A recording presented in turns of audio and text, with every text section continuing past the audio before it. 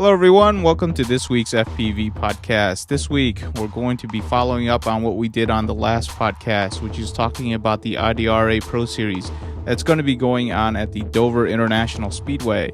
So Here in front of you is actually the team that's going to go up, and we're going to commentate, post on social media, keep you up to date, all of the fun stuff. We're going to try to stay on top of it, and hopefully we'll do a good job. But we'll find out because there's going to be a lot to do.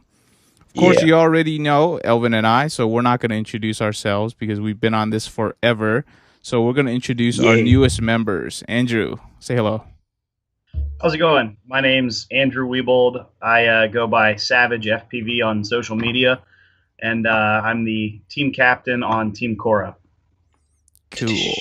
Andrew's from Cincinnati, and he is a really cool guy. Chuck, he's the new guy. He's the first time on the FPV podcast. Please introduce yourself. First time on the podcast. Yep, first of many. So my name's Chuck Biddle, ChuckBiddle.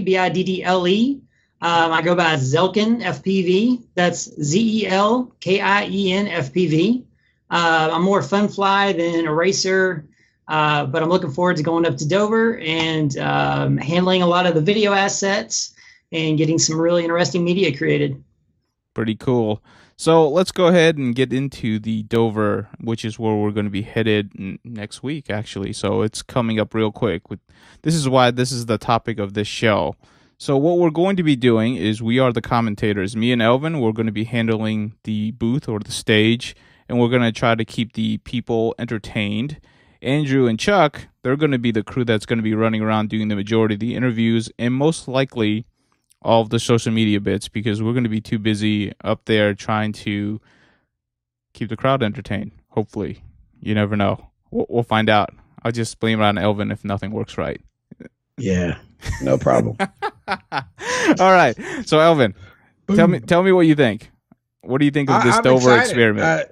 I'm excited. I want to see if they can pull it off. I mean, our job is going to be hard as it is. I mean, all of us working together, me and Andrew and you, we've worked together on the Team Cora, and then Chuck comes in, but Chuck's got his specialties, so we're all kind of like fire people. We all can put out fire. So it's a good team. And I think we're well equipped with a lot of knowledge and a lot of background in all aspects of racing and building and media. So I think we're going to be fine. It's not going to be challenging. I believe it's going to be probably the most difficult thing we do the beginning of this summer. But once we're done, we can always change things on the next one. I agree. Andrew, what do you think of this whole Dover? Well, I think it's a tremendous opportunity, especially being partnered with NASCAR at the Monster Mile. We have a great opportunity to get a lot of exposure for the sport, especially putting on a very high-level race. I think it's going to be very important that the race goes smoothly, or at the very least, if it doesn't go smoothly, the problems are handled smoothly. For those of us that were in Hawaii, we got a great example of an event that was very well hyped. It had a lot of potential, and it was not handled very well. There were a lot of logistical issues. So hopefully in this go round, I think they have a lot greater opportunity for success because they've done a lot more logistics, a lot more planning, and they've really decided to make this into a proper event, a spectator spectacle, if you will. So I see a lot of potential, and hopefully that potential can be realized. Definitely. And just for the viewers to know, even though we've only started posting stuff in the last week, we've actually been working on this for like 2 months now.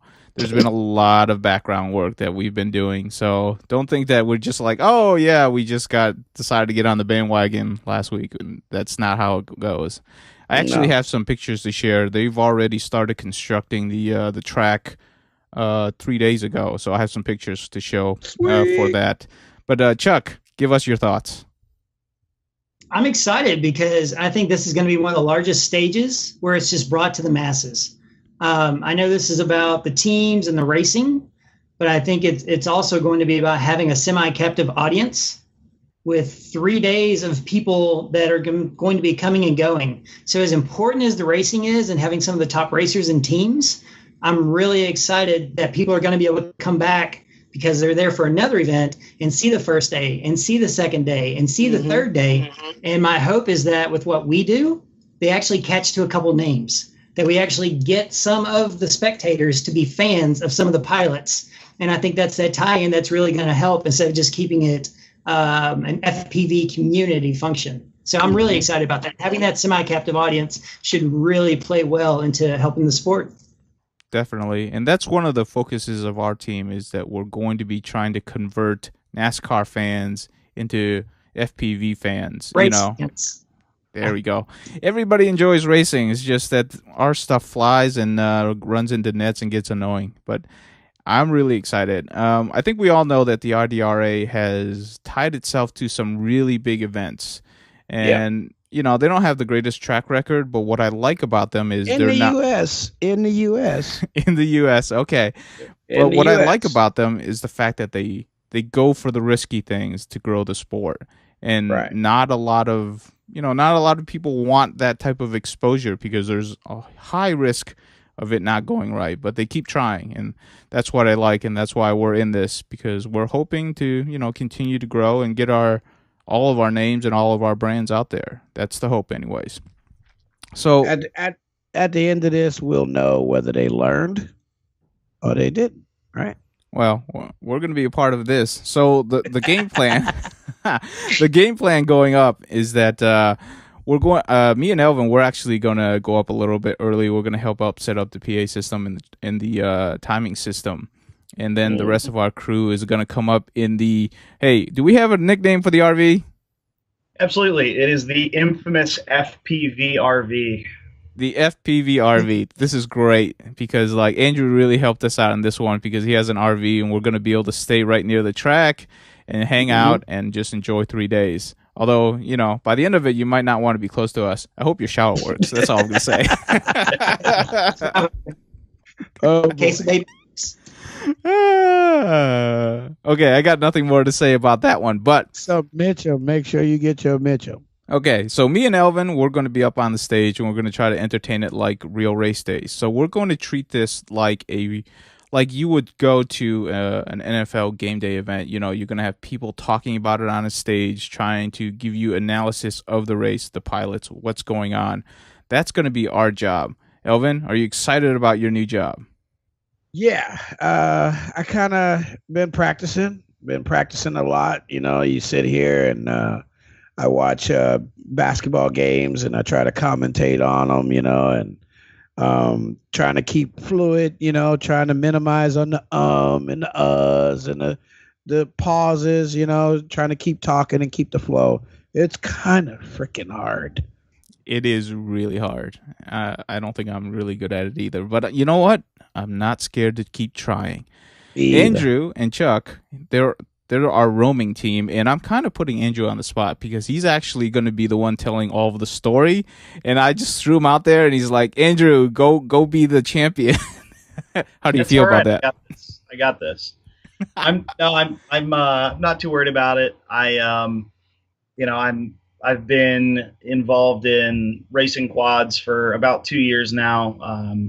Really enjoy it, and I'm really, really into the strategy, into the technology of it. So hopefully I'll be able to hold an intelligent conversation with the pilots, the crew, discussing strategies on their racing, on their on their equipment, their lines, et cetera, et cetera. So really looking forward to it, and hopefully we can really create a compelling story that we can deliver to people to show them how awesome a sport drone racing is. Cool. Now, Chuck, he's probably going to be working the camera a lot, but you know what, Andrew? You got to get him in front of the camera. We want to see this. No, it'll happen. Come on, Chuck. I'm a behind the camera guy. That's my role, but that's what I want to do. I want to be able to set it up at a live event, keep pace with everything, keep Andrew going with interviews and just informing everyone of what's going on. And just being behind the camera and working it. I want to get some really good shots. There's going to be some amazing There's going to be some amazing drones there. There's going to be some of the newest technology. There's going to be some really established racers. So I'm hoping to create and capture some media that shows where everything's headed this season. Cool. Do you guys have any clue on what you want to post on social media throughout the day? Because I was just thinking of, and this is us, just going through, we can post some of the pilot interviews. We can probably post, I'm hoping we can walk around a little bit, or Andrew and you can walk around a little bit and like let people try on some goggles. We can bring up our goggles and then like get their first take on it. What do you guys think? Absolutely. I'd really like to get community reactions, and just due to the nature of social media, especially at a big event like this, we'll probably be the only live coverage of what's going on. So a lot of short clips, Instagram-esque content that it's quickly produced, quickly consumed, and just, continually updating throughout the day when we're not shooting a piece. Talking to fans, getting their reactions, talking to the NASCAR fans who know next to nothing or absolutely nothing about racing quads, and kind of getting their feel on it, getting the reactions during the races. Hopefully we don't have any big crashes, but if we get any big crashes and we get some really good carnage, one of the things that I find most enjoyable about NASCAR is the crashes. So We'll see if that translates well from NASCAR into drone racing. Try to get a lot of their reactions and thoughts. So I think in the social media aspect of it, we can really get like a slice of life of the event and get everybody's reactions quickly and really help add depth to the event.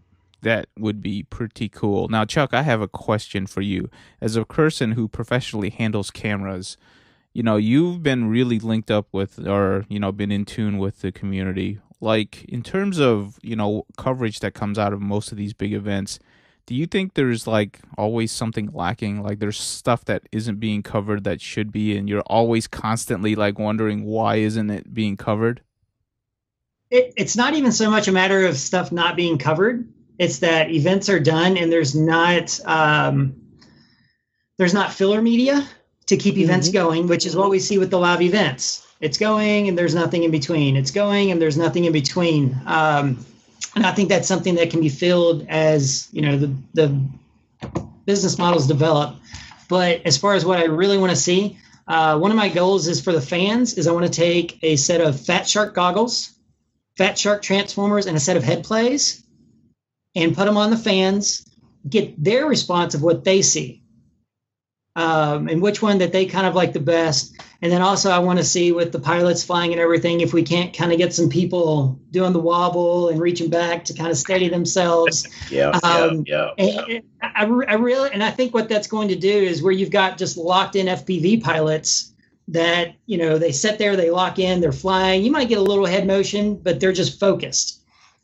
I want to get some of the fans, and I want to see if we can't take them for a little ride and see what happens to them. And I also want to get their feedback on the different formats. The small 5-inch screen, the really large 7-inch screen, and then the typical HD dominators. So I think that'll be really interesting. And then I want to do some beautiful shots with the actual drones. There's a variety of filming that everyone does, but I want to really get some good macro shots of the motors. I mean, I want it to look beautiful. I want it to really highlight all the time and effort that people put into their builds before they take them out and bash them to pieces. I want them looking clean, and the props and all the 3D mounts and everything that everyone puts into it. Hopefully we'll be able to highlight that and share it back into the community, because this should be the cutting edge in what's winning races. Very true. And I should have said this at the very beginning, but I didn't. If you see any of us walking around, come up and say hi. We'd love to talk to you. It doesn't have to be even in front of the camera. Just come up and say hi. Yeah. But it can be in front of the camera. Yeah. Come up and take a selfie with us. There we go. Yeah, there you go. Yep. That would be awesome. Hey, that's the challenge. Let's see how many of us get the selfies. The challenge is between us, right? The challenge. There we go. Man. Whoever gets I don't know about you guys, but I'll have a bunch of stickers and stuff with me while we're up there. If somebody can get a selfie with all four of us and come up to me and prove it, I will give you a sticker. Oh, there we go. Load of stickers. So if someone can get a selfie of all four of us, doesn't have to be together, I will give you some stickers. Yep. Right. We'll put together a better prize somehow. That's a good challenge. I like that. There we go. Challenge has been posted on both sides. I'm totally going to lose the selfie thing. I never think about doing selfie. Hashtag selfie challenge. Selfie challenge. I really like that. All right, let's go ahead and move on to the next subject, which is actually the format of the race. So the format of the race is the pilots take off. They do 3 laps. They have to do a mandatory pit in which they exchange batteries, and then they finish the rest of the 3 laps. So 6 laps total. In between the 6 laps, which is at 3 laps going on to 4, you have to swap batteries. Elvin, what do you think of the format of this race? I like it, and I like the way that they're gonna solve how to switch the battery out. I like that whole idea. I think it's a easy way to fix that. Where you don't have to unplug, you can just keep your timer going. You don't have to, you land, you swap batteries, and you're off. You don't have to wait till the quad initializes again. So I think that's a great idea. Andrew, what do you think? I also like it. It definitely has a NASCAR feel. It adds additional strategy to the race. Up until now, for the most part, we've just seen, you go as hard as you can for 2 minutes, 2.5 minutes, and then, you squeak through the finish line. There are a few exceptions, obviously. Dubai had an endurance race. The Mega Cavern had an endurance race, and there were some very interesting strategies arising from that. But it's not something you see often, so it's not something teams are going to practice often. So it'll be really interesting to see how each team strategizes, how they're doing the pit stop, pilot and pit crew interactions, as well as, how they're affixing the batteries to the quads, whether it's, just slammed on there with some dual lock and they hope it holds, or if they're actually going to use a battery strap, or because, if you use the regular dual lock, that holds on there pretty strongly. Yeah. And if you're running a 3-lap race, you could probably get away with a 1,300 or 1,000 milliamp battery. Did we ever clarify whether it was going to be 4S Max or it is open. It is complete open. If you can bring a 6-inch, 10-inch prop monster, you're more than welcome to. That's what he wants. He wants innovation. I just happen to be working on one of those, but it's a push the limit. They say push the limit. That'll be interesting, because I think you might see some teams running 5S setups simply because you can pull fewer amps, or you'll have less voltage sag on the machines, and still be able to fly really, really hard. So it'll be interesting to see. Absolutely. So it'll be interesting to see if people are taking advantage of that and using a 5S setup.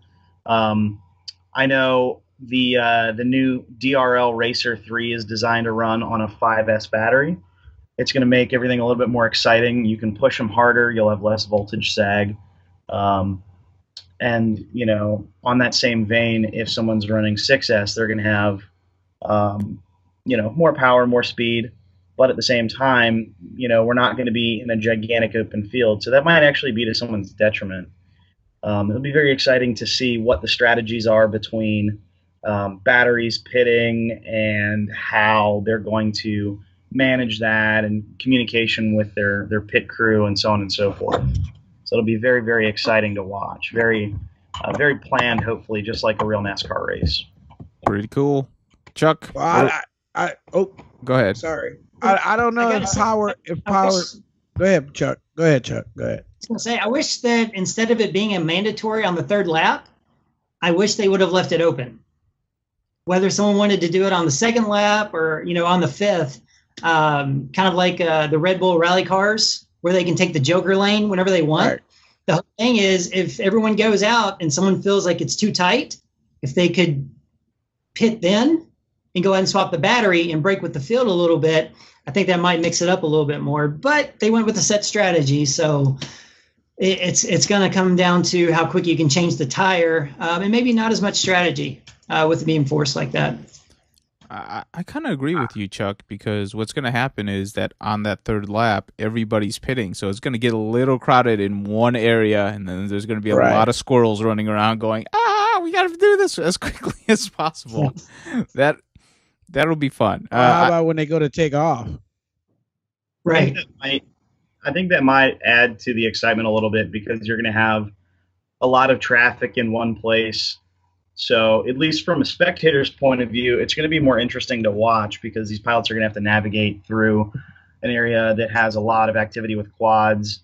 Depending on how the starting and launching lines look, you might have to have, a pit member out there dodging a quad to set another quad out there to take off or something like that. Hopefully it's managed so that the crew isn't put at risk. But it'll definitely be exciting. You'll probably definitely see some really good mid-air collisions. I know that's not great for pilots. It's very, very frustrating, but it's certainly exciting to watch. It's part of the sport, though. That's just, it is what it is, as they say. And you know what? That's actually a really good point that really didn't think about, is that if they're all really close together, which by the end of it, I mean, most of the pilots should be about the same skill level, it'll be really interesting for the audience to actually sit right next or stand next to the pit area and then just watch that action. It might be fun. There's going to be a camera just on the pit area. Exactly. I mean, covering that. I mean, it's going to be such a pivotal moment. We'll get something from that. We'll definitely get some yelling, probably some cussing too. Okay, so let's go ahead and talk about another aspect of the race, and that is that each team has 4 people, and between every round, every person has to fly. So everybody has to be a pilot. So there's always 4 heats in a round. So that means every one of them needs to be a pilot. So it's just not about one really skilled pilot and then the rest of the people being really skilled at their positions like most normal sports. The way the IDRA has it set up, everybody has to be robust at their job, which I think it makes it tougher. What do you think, Elvin? Do you like that? I do think it makes it tougher. I just, it's just going to come down to who's on your team. You know what I mean? There's some guys that's going to be comfortable with running that course by themselves and being a pit guy. But then there's some people that lack in some areas, they either don't move fast enough or, there's all different variables on that. So the whole idea is to see how the team work, how they collide, the collage of personalities and body types and all of that, all in that little area, trying to work things out. Yep. Keep in mind that this is points based. So when that pilot goes up, he's really going for pole position to get their team the most points to be able to get them to the high rank, because teams are going to get eliminated through each round. So it's really important to keep your points high. So Andrew, what do you think of this particular format in which everybody has to fly? Nobody's got a specific skill set to bring to the team. Personally, I like it. It not only gets more pilots in the air, but it adds variety. So you're going to have different pilots with different flying styles on one team. Personally speaking, on our team, on Team Cora, we have a number of different pilots, and we all have different flying styles. We all pilot differently. We're all, some of us are more aggressive, others are more conservative. So it'll be interesting to see how it balances out between that. It's also going to be interesting because it'll be interesting to see whether or not everyone is piloting on a team is piloting a different aircraft, or if they've standardized their builds for each for this event. And the reason I think that might make a difference is, if you're handling your own quad, you're very familiar with it, how the battery goes on, how to strap it, et cetera, et cetera. But if you're handling somebody else's quad, if it's set up differently than yours, it could be somewhat unfamiliar, and it could lead to a little bit of a slowdown in the pit process. So if everyone's running the same quad, it might not behave the way that they're necessarily used to if they fly a different frame normally. So I really like having that mix of, everybody has to fly, and everybody could fly the same aircraft, and then have that advantage of standardization where everyone could fly their own aircraft, which they might be more familiar with. But then the guy in the pits might not be as familiar with it. So I think it'll bring an interesting additional dimension of strategy to the race. Not only because you're going to have different piloting styles, but also a number of other different contributing factors that I think will add up to making it a very exciting event. That's actually a really good point. Like, I don't remember the exact story, but there were a few stories coming out of Dubai in which, when they pitted, when they put the battery on, they didn't put it on exactly the way that the normal pilot put it on, and that threw off their CG. So their quad didn't fly as expected, which kind of throws off their flying style. So that stuff actually matters. You're right. Chuck, any opinions? Yeah, because I like this, because it's taking an individualized sport. It's taking essentially sprinters, and it's turning it into a baton relay. And that's a dynamic that doesn't happen a whole lot. So what we're going to get is that team interaction. I'm sure we're going to get some, come on, let's go faster. All right, high fives. But what happens to the guy that, on takeoff, kind of stalls out and flips over, and kind of how the team's going to play out, because that's not what we typically see with FPV racing. So it really is a kind of a new dimension to it. And it's neat that it's going to make it more of a team sport, and that's going to be the next evolution. So I'm excited to be a part of that.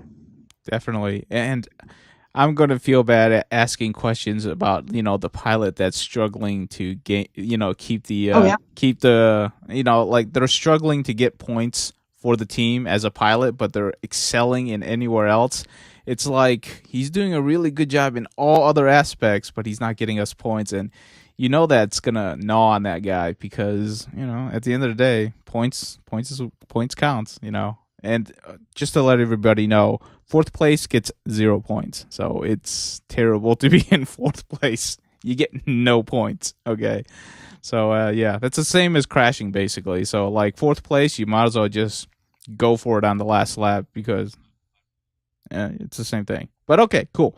Let's go ahead and move on to probably the most interesting part of this podcast, which is to voice our concerns, because I'm sure all of us have a lot of concerns for having an event at this scale and also with this many challenges. Elvin, you want to start us off again?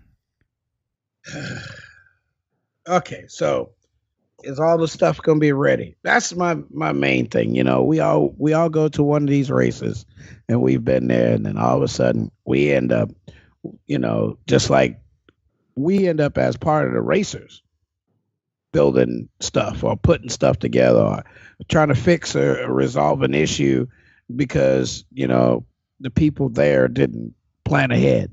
So that's my main thing, besides us eating properly and having water around, and those things, because we all have to stay hydrated and keep our energy up, because it's going to be warm, and I don't know what the weather's going to be like when we get there. It might be.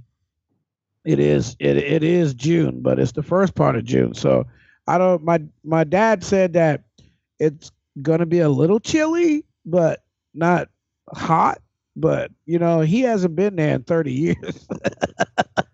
Actually, I just checked on the weather. It looks pretty good. So all right.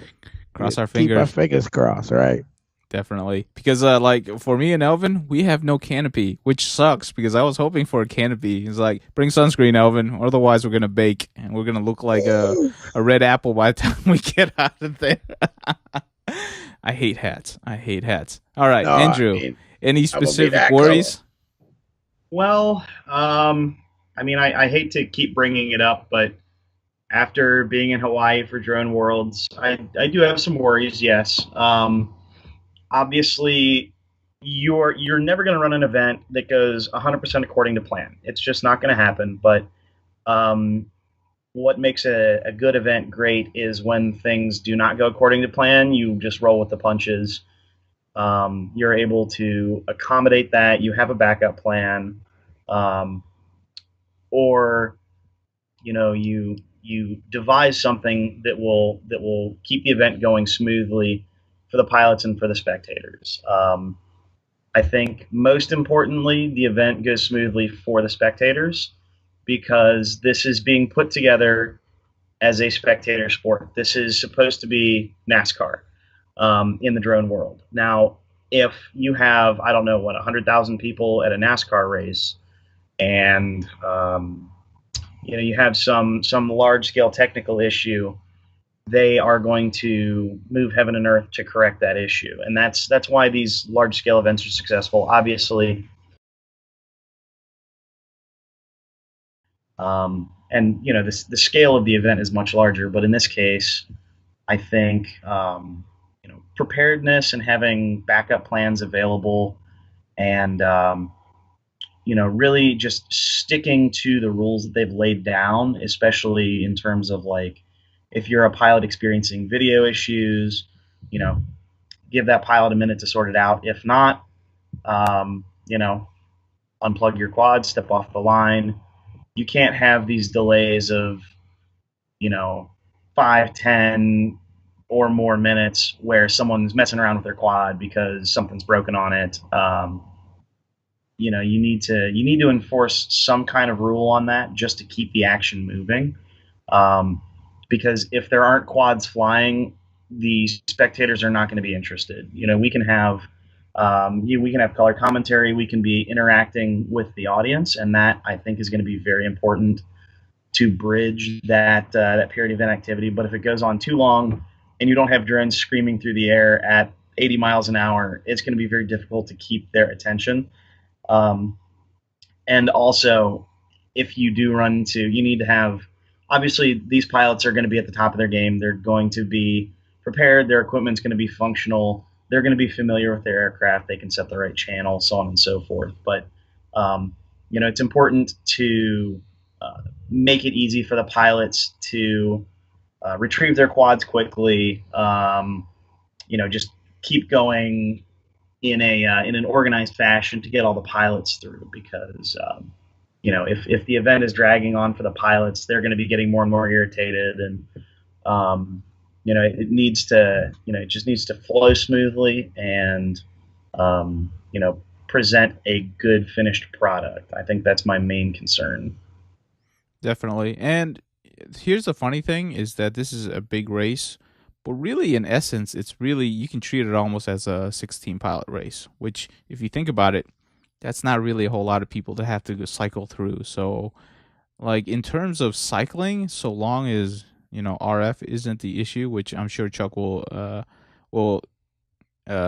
I don't know, talk about, because like he gave me a laundry list of stuff, which is really good because we talked about a lot of it. He gave me a lot of stuff to look through, but I'm with you on that, Andrew, is that we have to keep cycle times low. Can't have like DSA and Dubai and stuff like that where it's like an hour between stuff, because as good as me and Elvin are good at gabbing and making color commentary, we can only go so far before we're like, so are they gonna run the next heat? What's going on? Chuck, come on, give me the list. Do you remember the list? You gave me a huge list. It was like 4 pages. I probably had 30 or 40 things. And my concerns going into this is it's a live event. You've got radio frequencies that are taken by numerous networks, NASCAR itself, even people walking around, running 5.8 gigahertz Wi-Fi on their phone. There's a lot more possibility as you add people to have more issues. Another thing is you've got audio channels. If there's any wireless being worked or operated on our end and bleeding. But as I discussed all that with you and pointed out, you just said you didn't have cover and you're going to be on a stage.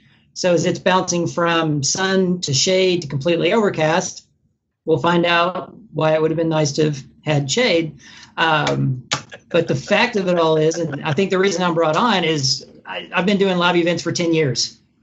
Outside of complete total downpour and rain, it's going to happen. There's an event there.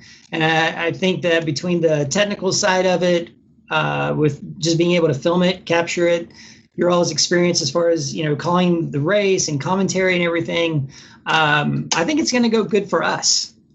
No matter what, there's something going on. There's people to talk to. There's spectators. There's racers. There's people to talk about how they like doing the pit strategy. There's people to talk about, like what you said, who's doing great at one thing and not doing great at another. There's more stories there than what we can capture. So it's absolutely there. And yeah, there's a lot of potential issues, but the event is going to happen. The event is going to happen. And like Andrew said, they've got the muscle and money behind it to make it happen. So we're going to run however many heats, however many pilots that we need. And we're going to be capturing media from, I don't know what time in the morning till what time at night, and posting throughout the day, and just sharing it with everyone that wants to keep up with it. Definitely. Yep. It'll be fun. And this is one of the reasons why Andrew and Chuck are a part of the team, is because they are really good at handling themselves. It's like once the day starts, they're their own leaders, and they're going to be the ones that are going to be capturing so much of the story. And hey, you know what? I'm just as interested what they're going to come out with per day as anybody else, because I'm kind of jealous, to be honest with you, because they're the ones that are going to get into the nitty gritty. They'll be in the flight lines. They're going to be in the pits. They're going to see the yelling. They're going to be talking to the audience. So definitely, yeah, I shouldn't say that. It's going to be on somebody's profile. It's going to be the stories are going to be on somebody's profile. It could be the IDRA's, could be ours, but all of us will share it anyway. So if you follow any of us or the IDRA, you'll eventually see the storyline. Whether it's good, bad, or indifferent, well, it's never going to be indifferent, because we're going to tell something, right? But one thing that you will know from us is that it's going to be honest. So if things aren't going right, that will be the storyline. We're not going to sugarcoat it. We're really not. That's one thing I told Justin. It's like good, bad, or indifferent. If it's not going well, that's the storyline that's going to come out that day. It is what it is, and no real reason to hide it. Ladies and gentlemen, the shit has hit the fan. Yeah. So one thing I want to talk about real quick about the storylines is the different teams. How many slots does a certain team have? How many slots? What do you mean slots? Race flight? There's 4 pilots on each team. Yeah. Right. And how many teams is Race Flight submitting? Oh, a lot, like 5 teams or something crazy like that. So yeah, a quarter of the teams are sponsored by Raceflight, and I got to say, I think there's going to be a story there.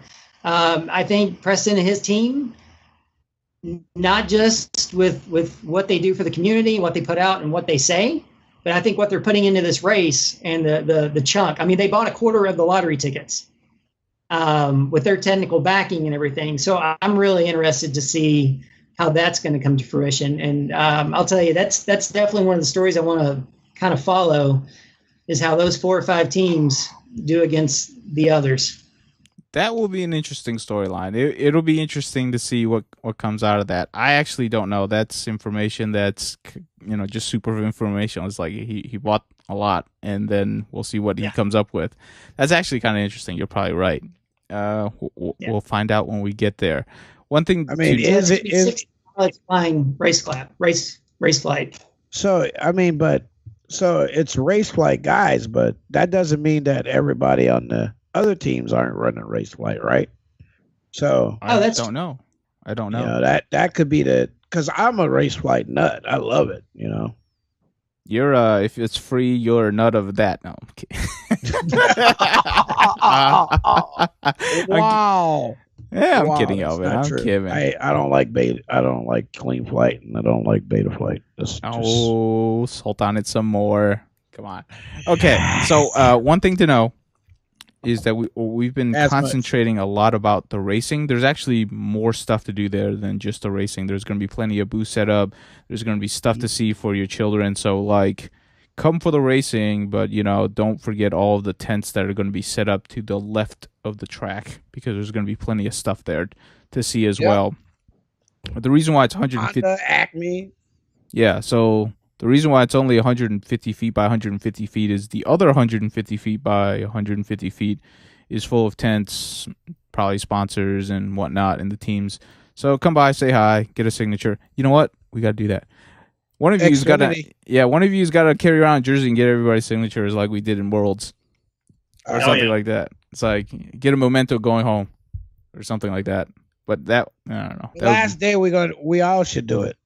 There we go. I do know that like just addressing some of the concerns that the teams brought up. They do. I don't think I'm allowed to say, but they do have some really nice ground stations that are fairly expensive. Actually, they are really expensive. That hopefully will help cut through some of the RF noise, and they've thought that out pretty well. Plus the fact that there's only 4 pilots in the air at one time, so like the 5/8 channel, supposedly you can go all the way up to 16, but realistically, easily 8. So we're cutting that in half, so we should be able to bounce around in between there to really find some good channels. At least that's the hope and that's the goal. And if it's not, then we'll adjust and move on. That's what we do.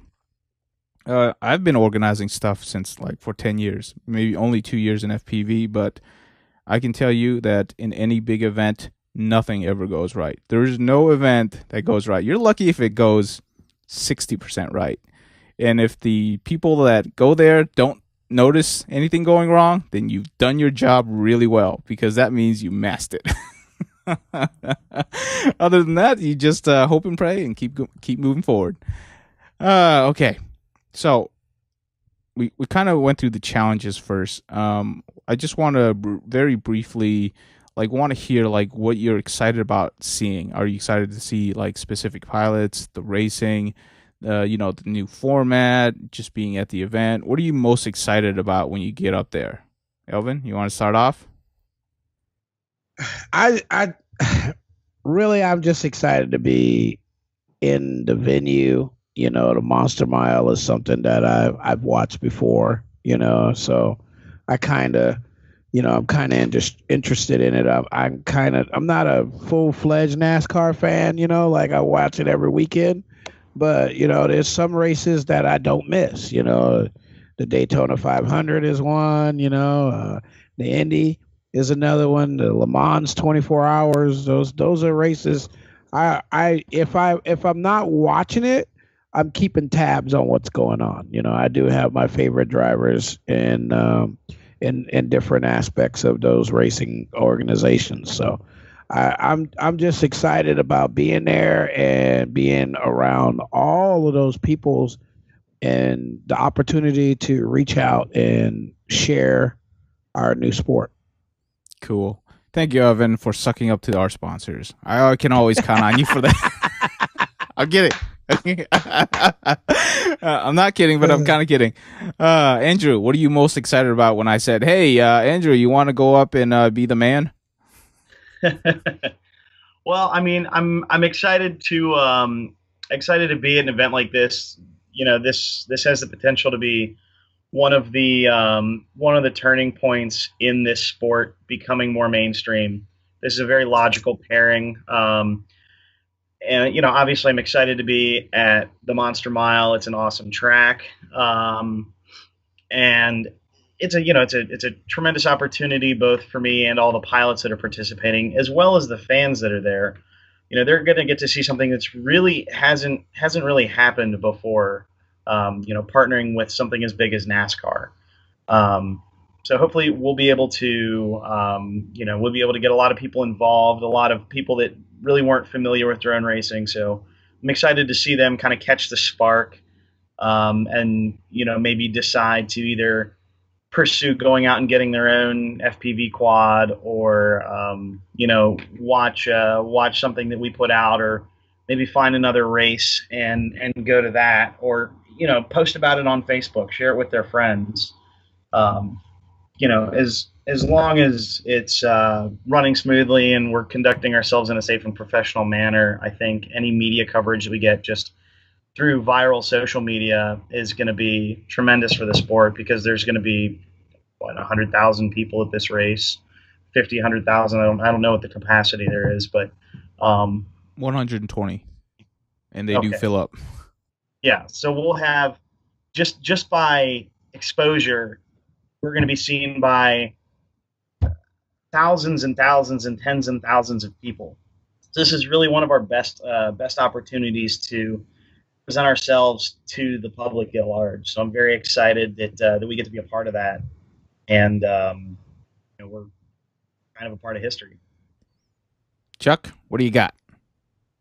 Well, you three all get to watch and talk and see and interact. I'm going to be in charge of probably 5 to 8 cameras at any given time. I'm probably going to film between 200 and 350 gigabytes of media per day, plus an additional 10 to 20 gigs of just audio. I'm going to be swapping batteries. I'm going to be capturing and backing up media in 2 to 3 places. So you all have fun, and I'll watch the event after it's done. How it's going to work. You know what? It's kind of true when you're the cameraman. I'm going to be honest with you. Yeah. You don't watch for content. You watch for framing and histogram, listening for sound levels, watching the background, checking focus. If you're enjoying it, you're missing something. We're going to make sure we steal a camera from you every once in a while and make sure everybody at home gets to see what you look like. I like this. Hey, this is a bet between me, Elvin, and Andrew here. Yeah, that's a threat. How many sneaky pics can we get of Chuck? But it is true. One of our goals, the biggest goal, really, is to definitely get the most video content, high quality video content, so that we can actually produce some really good quality post videos, which is kind of what you expect from a big event, because DRL, I mean, they set the bar high, so you gotta compete if you want to play with the big boys, and they've already set the bar, so the bar has to be met at this point. But just going with what he's saying, it's we're gonna try to have fun, and at the end of the day, we'll give Chuck a break, buy him a beer if he drinks or something like that. Make sure that he stays. Edit.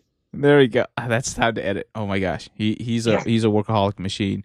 But we're there to work, but we still want to meet everybody, and we're definitely there to try to do the most that we can for the community. But it'll be fun for us in the end.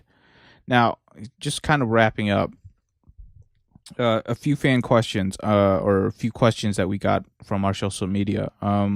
Where is it going to be at? It's going to be at the fan zone. So that's the area where everybody roams through, because we're going to be sandwiched in between the Monster Energy and the Xfinity, right?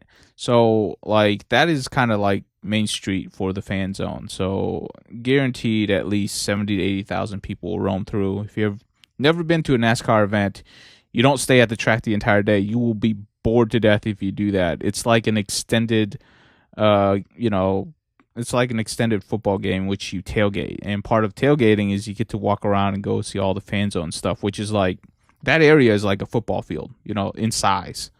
Or actually, it's like 3 football fields, now that I think about it. So there's plenty to see there. So if you're near Dover, come visit us. We would love to talk to you, or at least they will.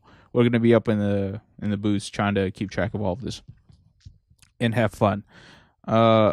That's really all I've got for this podcast. Elvin, you want to tell us what your social media is so that people can follow you for any things you're going to be posting at that time?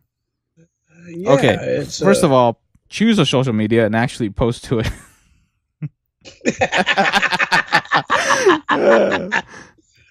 Oh man, that's cool.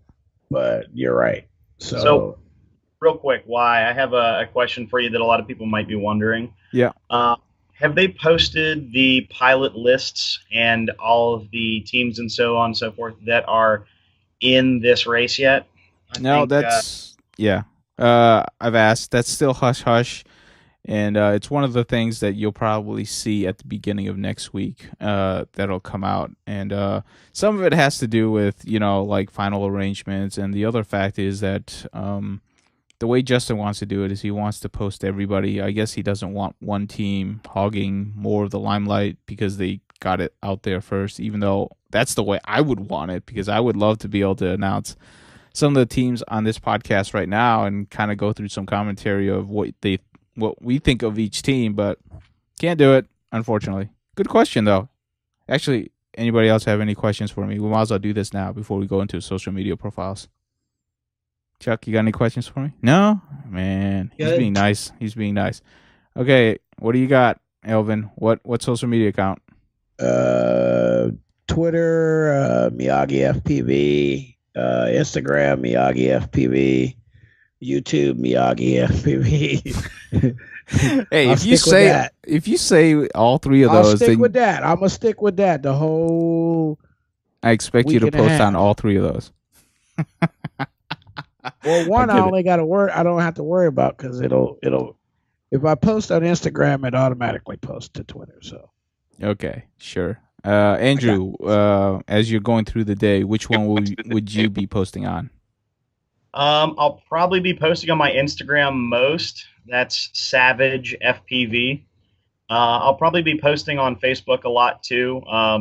Just like Elvon, when I post on Instagram, it posts on Facebook. My Facebook is my name, Andrew Wiebold, Wiebold. But if you wanna get all the nitty gritty and the most up to date, just check out Savage FPV on Instagram. Pretty cool. Chuck, are you going to be posting, or are you going to be too busy looking through the lens? All my media goes to everyone else.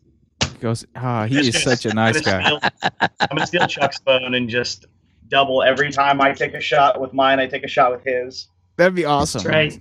It's like he ends up with like 4,000 photos of all of the same thing, the pavement on the ground. Yeah. You just hold it there at the sun.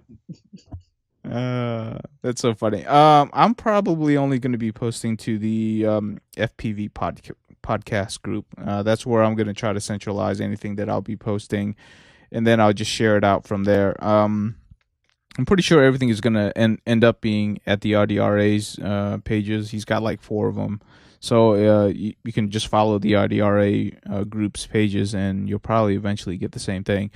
And don't hesitate to reach out and say hi. That's all I'm going to say. Okay, so that's kind of it for the podcast. If anybody got some wrap-up stuff that they want to say. We're going to have some fun. Come find us all for the selfie challenge. The selfie challenge, the self-promoting selfie challenge. I like this, right. Pretty cool. Yeah. All right. We're going to be signing off. Hey, we made it just in an hour. I like this. I like shorter podcasts. All right. Thank you so much for watching. And be sure to check us out next week.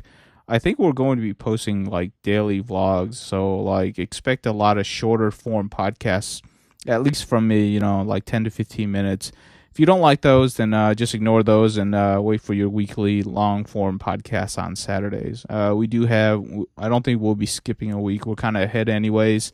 But, I hope to do some vlogging after every day. And then, you'll get to see us completely worn out, at the FPV van or RV, and then talking about our day or something like that, except much shorter form.